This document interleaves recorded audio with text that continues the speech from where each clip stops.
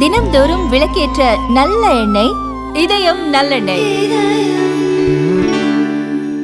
சுற்றுலாத்துறையின் மூலம் வரும் வருவாய் 2028ஆம் ஆண்டில் 5.12 லட்சம் கோடி ரூபாயாக அதிகரிக்கும் என்று தரவுகள் மூலம் தெரிய வந்துள்ளது.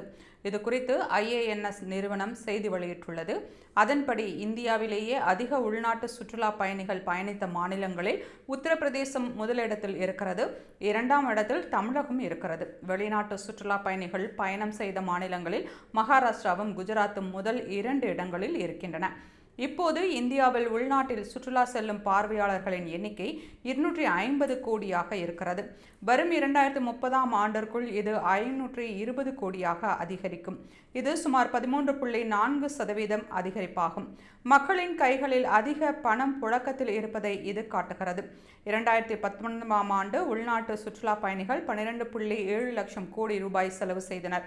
இது 2034ஆம் ஆண்டில் 33.95 லட்சம் கோடி ரூபாயாக அதிகரிக்கும். மேம்படுத்தப்பட்ட போக்குவரத்து உட்கட்டமைப்பு வசதிகளும் சுற்றுலாத்துறையில் மத்திய அரசு செய்த முதலீடும் தான் இதை சாத்தியமாக்குகின்றன என்று கூறப்பட்டுள்ளது.